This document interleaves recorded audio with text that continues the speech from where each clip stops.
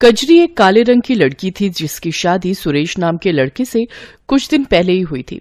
एक शाम कजरी खाना बनाकर सबको परोसती है। खाना मुंह में डालते ही उसकी सास कुंती उससे कहती है, क्यों रे काली बहू, अपनी माँ से कुछ सीख कर नहीं आई क्या, जो रोटी के साथ सब्जी की जगह नमक ही परोस दिया।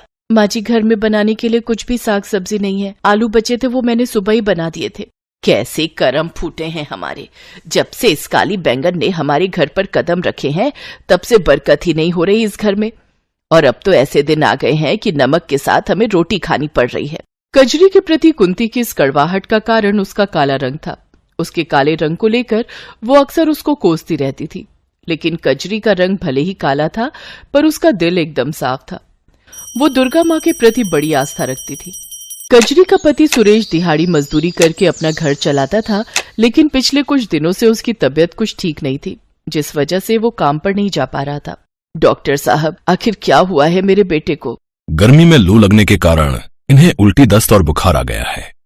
आप इनके सिर पर ठंडे पानी की पट्टियां रखिए, साथ ही ये दवाई दे दीजिएगा। और हाँ, इनके शरीर में अभी काफी कमजोरी है, इसलिए अभी 2 महीनों तक इन्हें बेड रेस्ट पर ही रहना होगा। ये सुनकर कजरी का मन बड़ी ही उलझन में फंस गया और वो सोचने लगी, जब तक सुरेश जी ठीक नहीं हो जाते मुझे ही कुछ न कुछ काम करके इस गृहस्थी को चलाना होगा। मुझे जल्द ही कुछ करना होगा, नहीं तो ये घर दाने दाने तक को मोहताज हो जाएगा। ऐसा सोचकर कजरी भूखी प्यासी काम ढूंढने निकल गई, लेकिन पूरे 50 घर के दरवाजे खटखटाने के बाद भी उसे काम नहीं मिला। अब बस ये घर एक आखिरी उम्मीद है। ये सोचकर वो उस घर का दरवाजा भी खटखटाती है। कुछ देर बाद वहाँ से एक औरत निकल कर आती है। मालकिन, मैं गरीब सुबह से काम की तलाश में निकली हूँ, लेकिन कोई भी काम देने को तैयार नहीं है। मुझे काम की बहुत जरूरत है, प्लीज मुझे काम दे दीजिए। देखो, मेरे घर पर काम वाली बाई लगी हुई है, लेकिन हाँ, अगर तुम बाजार से जाकर मेरे लिए कुछ सामान ले आओ तो उसके बदले मैं तुम्हें 100 रुपए दे दूंगी। वो क्या है ना, धूप की वजह से मुझसे तो बाहर निकला ही नहीं जा रहा। हाँ मालकिन, आप बता दीजिए, मैं सामान ले आऊंगी। कजरी बाजार से सामान लाकर उस औरत को दे देती है। साथ ही वो औरत उसे 100 रुपए दे देती है, जिनसे कजरी घर के लिए आटा चावल लेती है, लेकिन सब्जियों के दाम सुनकर वो चौंक जाती है। हे राम, सब्जियां तो कितनी महंगी हैं और मेरे पास तो ये थोड़े से पैसे ही बचे हैं। ऐसा करती हूँ, आलू ही ले लेती हूँ, सस्ते हैं तो ज्यादा भी आ जाएंगे। वो उन थोड़े से बचे हुए पैसों से आलू खरीद लेती है। तभी वो देखती है कि एक बूढ़ी औरत 20 रुपए में 1 पाव अचार दे रही है। उसके पास काफी भीड़ लगी हुई है। कजरी झट से उसके पास जाती है। अम्मा, 1 पाव अचार दे दीजिए। अचार, आलू और आटा लेकर कजरी घर आ जाती है, लेकिन सारे रास्ते वो बस अचार वाली के पास लगी भीड़ के बारे में ही सोचती रहती है। और घर आकर वो अपने पति को ये बात बताती है। आज मैंने बाजार में एक बूढ़ी औरत को अचार बेचते देखा। उनके पास अचार खरीदने के लिए काफी लंबी लाइन लगी थी। मैं सोच रही हूँ क्यों ना मैं भी अचार बनाकर बाजार में बेचूं। बात तो ठीक है, लेकिन अचार बनाने के लिए जो सामान चाहिए उसके लिए तुम्हारे पास पैसे आएंगे कहाँ से? बंसी काका से कुछ पैसे उधार ले लूंगी और जैसे ही पैसे आ जाएंगे उन्हें लौटा दूंगी।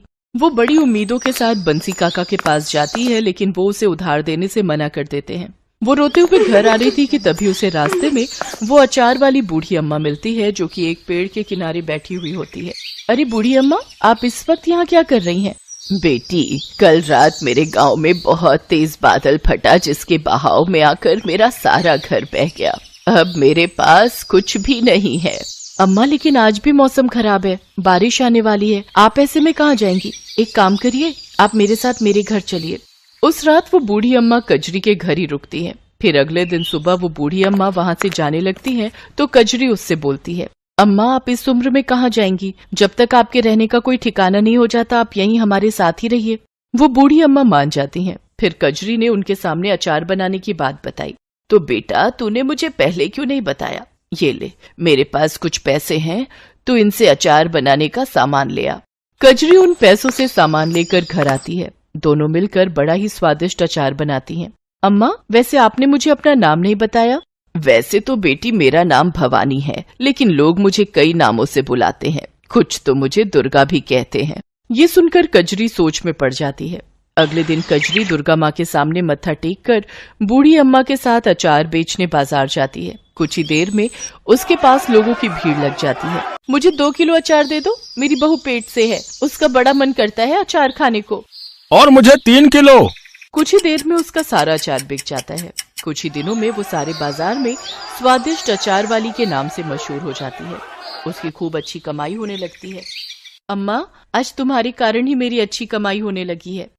बेटी, ये सब दुर्गा माँ का कमाल है। मेरी मान तो अपनी कमाई में से कुछ हिस्सा तू गरीबों में दान कर, इससे दुर्गा माँ बहुत खुश होंगी। कोई जरूरत नहीं है भिखारियों को दान देने की। अरे पैसे क्या पेड़ पर उगते हैं? और तू बुढ़िया, जल्दी से अपना बोरिया बिस्तर यहाँ से बांध ले। अब तुझे हम और इस घर में मुफ्त की रोटियां तोड़ने नहीं दे सकते। अगले दिन जब कजरी सोकर उठी तो उसने देखा कि बूढ़ी अम्मा घर में नहीं है। अम्मा, अम्मा, कहाँ चली गई आप? लगता है माँ जी की बातों ने उन्हें यहाँ से जाने पर मजबूर कर दिया। पीछे कुछ दिनों में कजरी का उस बूढ़ी अम्मा से खूब लगाव हो गया था।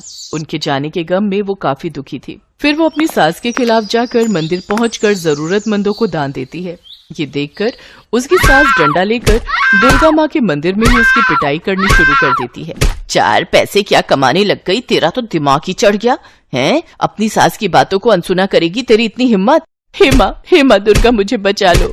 तभी दुर्गा माँ की मूर्ति से वो बूढ़ी अम्मा बाहर निकलती हैं और दुर्गा माँ का रूप धारण करके कुंती से कहती हैं, कुंती देवी, तुमने मेरी भक्त पर जुल्म किए हैं। तुम्हारे पापों का घड़ा अब भर चुका है।